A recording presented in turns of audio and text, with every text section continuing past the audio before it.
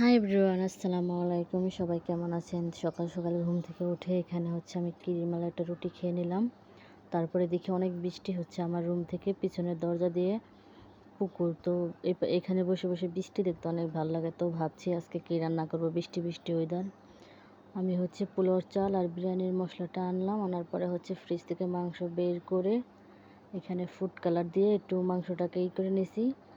নেওয়ার পরে মাংসগুলো আর আলুটাকে ভালো মতো ভেজে রাখার পরে আমি কড়াইতে তেল দিয়ে পিসটাকে ভালো মতো ভেজে লাল কালার করে নেওয়ার পরে দারচিনি এলাচ দিয়ে দিছি। তারপরে এখানে আদা রসুন বাটাও দিয়ে দেওয়ার পরে আমি আবার একটু ঝাল খাই, তো হালকা একটু পানি দেওয়ার পরে এখানে আমি আবার একটু মরিচের গুঁড়ো দিয়ে নিলাম। দিয়ে নেওয়ার পরে মশলাটাকে ভালো মতো ভুনিয়ে নেব। নেওয়ার পরে দুইটা তেজপাতা দিয়ে দিলাম। আমি এবার এই মশলার ভিতরে হালকা একটু বিরিয়ানির মশলা এখন দিলাম, আর বাকিটা পরে দেব। দেওয়ার পরে মশলাটাকে ভালো মতো ভুনে নেব। তারপরে আলু আর মাংসটাও দিয়ে দেব।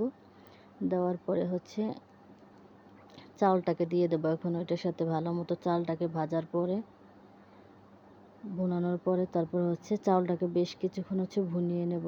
মানে যতক্ষণ ভাজা না হয় ভালো মতো ভেজে নেব। ভেজে নেওয়ার পরে এখানে পানি দিয়ে আর কয়টা কাঁচামরিচ দিয়ে নিলাম আমি। তো এই আমার বিরিয়ানিতে পানি একটু কম বেশি হয় নাই, এই জন্য বিরিয়ানিটা অনেক সুন্দর হয়েছে, ঝরঝরে হয়েছে, নরম হয় নাই। তো পানির মাপটা বুঝলে রান্নাটা অনেক ভালো। মেন পানিটা। তো আমার এই রান্না শেষ। আমি পাতিলটা চেঞ্জ করে একটা পাতিলে দিয়ে দিছি।